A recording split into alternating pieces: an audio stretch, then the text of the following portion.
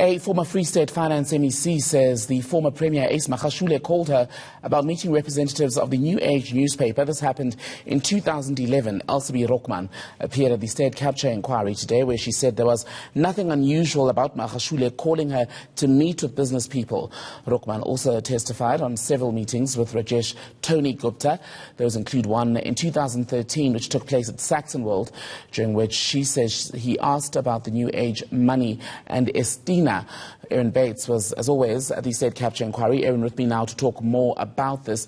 Let's speak more then, Aaron, about Tony Gupta, Elsabe Rockman, and the Magashule introduction. How does that come about?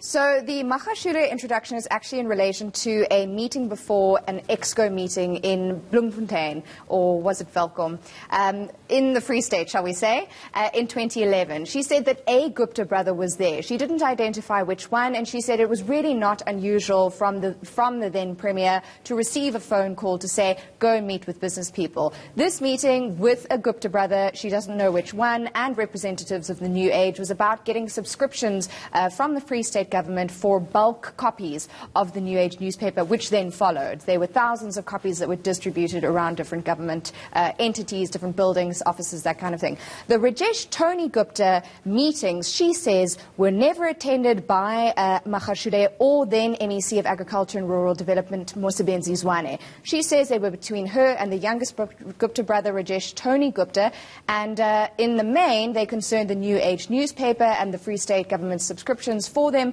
But he also once asked about Estina and 84 million rand that the company Estina, which at one point we were told was not a Gupta-linked company, was set to receive. Let's take a look to some of her evidence. August 2011, I was on the way to an EXCO meeting in Bethlehem. It started the afternoon. I was informed that I was to meet people from the New Age. Who informed you that you were to meet them? I was called by the Premier. Yes, continue. To say they were at the meeting, they wanted to meet before the EXCO started. Yes. So I don't know who organized the logistics of the meeting. We were then, the purpose of that meeting turned out to be, they presented a proposal where we should enter into a subscription agreement to formalize for the New Age. For the New Age. One of the Gupta brothers was present.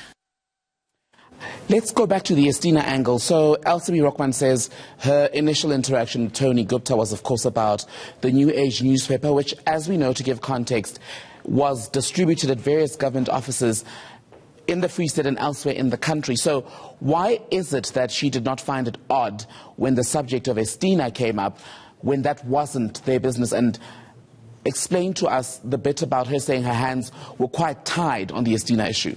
Well, what's interesting is that what we have now from Rockman is the closest allegation or anecdote. This is hearsay evidence to a point because we don't have proof that Rajesh Tony Gupta and Rockman met. But she says they did, and he asked about this 84 million rand for Estina. That is the closest link we have between a member of the top tiers of the Gupta family and the Estina Dairy Project. We know Amabongane, for example, followed the money, as it were, and found links between Estina money from the Free State government and some of those Sun City wedding bills, you know, for the Gupta niece wedding. So that's the key point there around why would a Gupta brother be asking about Estina receiving millions of rand from the Free State government if the family was not involved in that business. So that's the one issue. In terms of the New Age newspaper and the subscriptions, many questions, for example, from Chairperson Deputy Chief Justice Raymond Zondo, on why placing advertisements for government positions, for example, or other advertising wasn't sufficient support for the New Age newspaper. Why did the Free State government agree to buy an estimated 4,000 copies of the newspaper per day and then distribute them to government buildings? Rockman's answer is that this was the new kid on the block. It was disrupting the media space. It was a black-owned media company, and we know the ownership of media companies at large, she said, and that's why they felt it was important to support the newspaper, which we know was owned by the Gupta family, until Mzwanele Manyi bought it. We also delved this afternoon into issues around a backlog in payments. What exactly happened there and who was responsible? Well, interestingly enough, and I neglected this question in my last answer, but the thing of hands tied is that Rockman repeatedly says National Treasury, or rather the Free State Treasury, which was her sort of ambit, had very little control over the Estina monies. Once they were transferred payments and were out of her department's control, their kind of hands were tied, and that was the end of it, which is quite an astounding thing to hear from the political principal of Treasury in the Free State government, someone you think would have financial nous, would have acumen about financial flows and the rest of it. She says really there was limits to what the Free State Treasury could do when it came to the monies for the Estina project.